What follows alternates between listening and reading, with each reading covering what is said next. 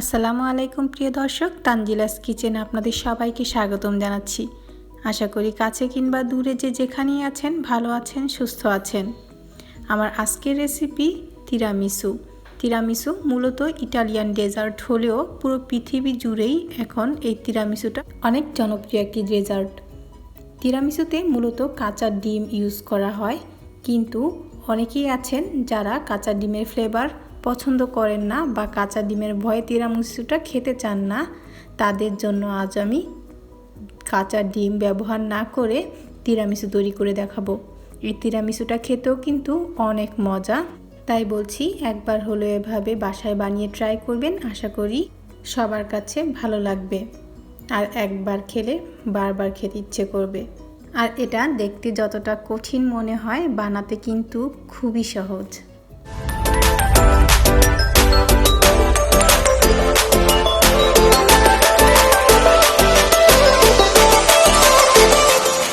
তাহলে চলুন দেখে আসি তিরামিসু বানাতে কি কি লাগবে।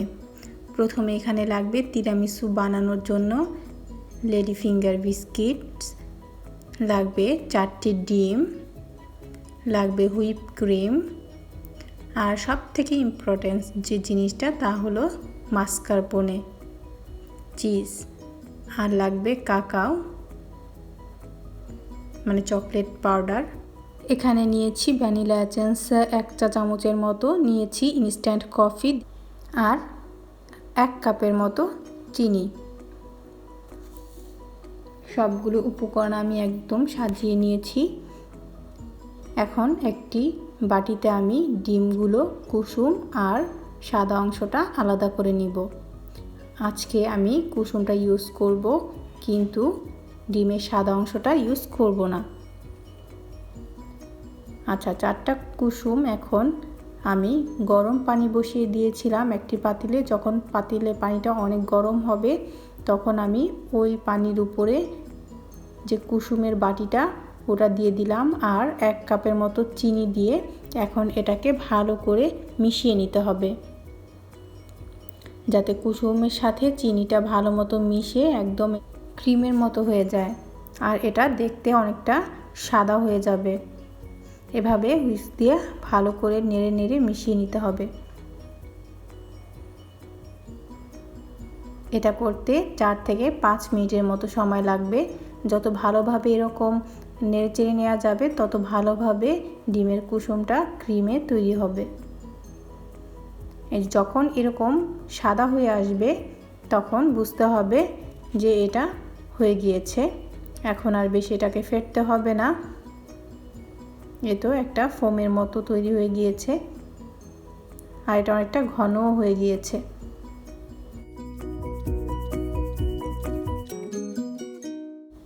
এখন আমি কুসুম আর চিনির যে মিশ্রণটা করে নিয়েছিলাম ওটার সাথে মাস্কারপোনে চিজ মিশিয়ে দিচ্ছি 300 গ্রামের মতো।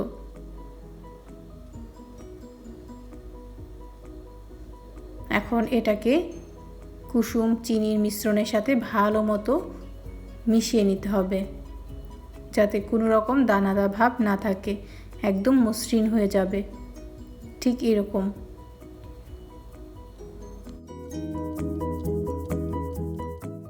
এখন আমি এখানে 1 চা চামচের মতো ভ্যানিলা এসেন্স দিয়ে দিব।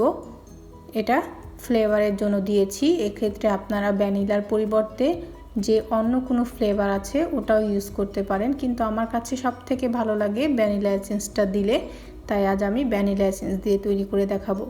এখন এটাকে ভালো করে মিশিয়ে নিচ্ছি। এখন একটি বড় সাইজের বাটি আর বিটার মেশিনের যে পিন দুটো থাকে ওই দুটোকে আমি ডিপ ফ্রিজে রেখে দিয়েছিলাম কিছুক্ষণ, যাতে ভালো মতো ঠান্ডা হয়। ঠান্ডা হলে ক্রিম বানাতে খুব সহজ হবে। এখানে আমি 1 কাপের মতো হুইপ ক্রিম নিয়ে নিচ্ছি, আর এটাও কিন্তু ফ্রিজ থেকে বের করে নেওয়া, অনেক ঠান্ডা ছিল। এখন বিটার মেশিন দিয়ে এটাকে ভালো করে বিট করে নিচ্ছি।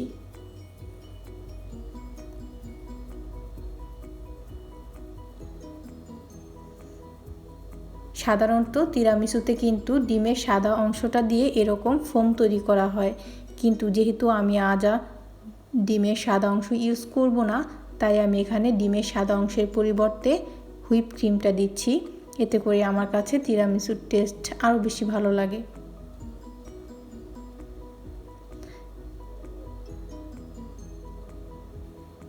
কিছুক্ষণ বিট করে নেওয়ার পর একটি স্প্যাচুলা দিয়ে চারপাশ থেকে আবার মাঝখানে এনে নিব, এতে করে সবগুলো ক্রিম সুন্দরভাবে ফোম তৈরি হয়ে যাবে।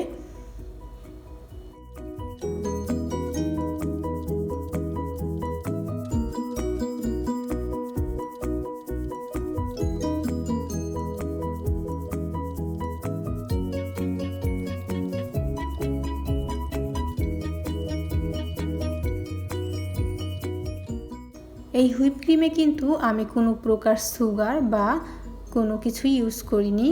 এর মধ্যে কিন্তু অনেকটা সুগার থাকে, তাই এক্সট্রা কোনো সুগার ইউজ করা লাগবে না। এই তো যখন এরকম একটা ঘন ক্রিমে তৈরি হবে তখন এটা আর বিট করতে হবে না। এখন আমরা যেই ডিমের কুসুমের আর মাস্কারপোনে দিয়ে একটা ব্যাটার তৈরি করে রেখেছিলাম, ওটার সাথে এই হুইপ ক্রিমের ব্যাটারটা মিশিয়ে দিব। আর এটা খুব আস্তে আস্তে করতে হবে, এক পাশ থেকে আরেক পাশ মিলিয়ে নিতে হবে, না হলে কিন্তু একদম থিকনেসটা পাতলা হয়ে যেতে পারে। তাই আস্তে আস্তে এভাবে স্প্যাচুলা দিয়ে ঘুরিয়ে ঘুরিয়ে এটার সাথে মিশিয়ে নিতে হবে।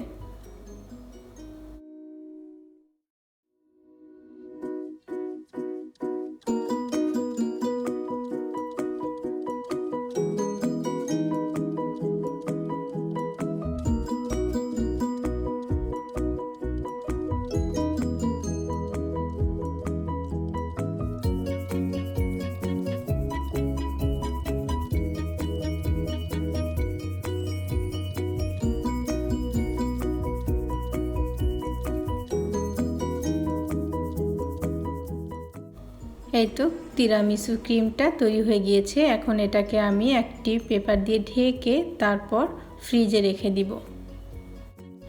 এখন আসছি সেকেন্ড স্টেপে একটি বাটিতে আমি যে কফিটা রেখেছিলাম 1.5 চা চামচ, ওটাকে 1.5 কাপের মতো কুসুম গরম পানি দিয়ে গুলিয়ে নিয়েছিলাম।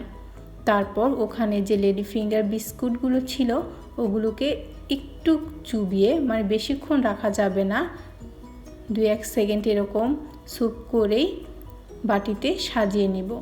বেশিক্ষণ ভিজালে কিন্তু বিস্কিটটা একদম গলে যাবে।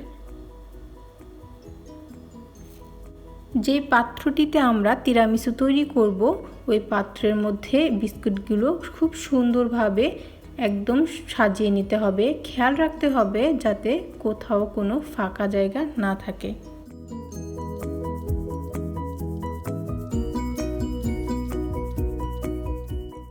বিস্কিটগুলো সাজিয়ে নেওয়া হয়ে গেলে এখন আমি ক্রিমের প্রথম লেয়ারটা দিয়ে দিচ্ছি। এখন বিস্কুটগুলোর উপরে সুন্দরভাবে এরকম করে ক্রিমটা দিয়ে দিতে হবে যাতে কোনো দিকে ফাঁকা না থাকে, একদম সমান করে দিতে হবে।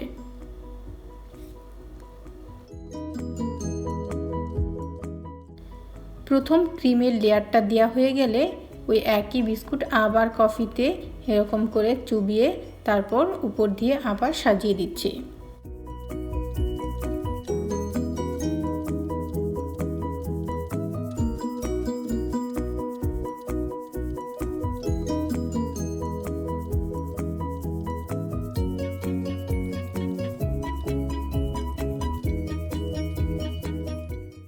বিস্কুটগুলো সাজিয়ে নেওয়া হয়ে গিয়েছে। এখন আমি সেকেন্ড ক্রিমের লেয়ারটা দিয়ে দিয়েছি। আপনারা যদি কেউ আরও বড় করে বানাতে চান অনেক মানুষের জন্য, সেক্ষেত্রে কিন্তু এভাবে এক লেয়ারের উপর আরেক লেয়ার দিয়ে দিয়ে বানিয়ে নিতে পারবেন।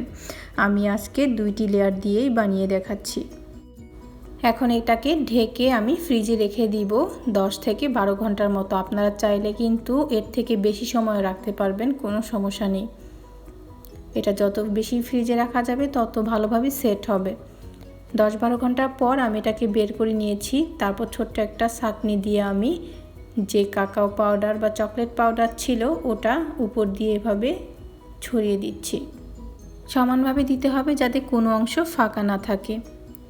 আর হ্যাঁ, যারা এখনও আমার চ্যানেলটি সাবস্ক্রাইব করেননি প্লিজ আমার চ্যানেলটিকে সাবস্ক্রাইব করে দিবেন আর পাশে থাকা ছোট্ট বেল বাটনটি বাজিয়ে দিবেন। এতে করে আমার সব রান্নাগুলোর নোটিফিকেশন আপনাদের কাছে পৌঁছে যাবে।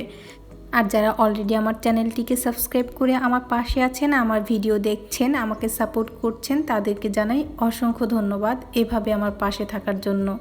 আর সম্ভব হলে আমার ভিডিওগুলো ফ্রেন্ডস আর ফ্যামিলির সাথে শেয়ার করে সবার কাছে পৌঁছে দিবেন। সবাই ভালো থাকবেন, সুস্থ থাকবেন, আমাদের জন্য দোয়া করবেন। আল্লাহ হাফেজ।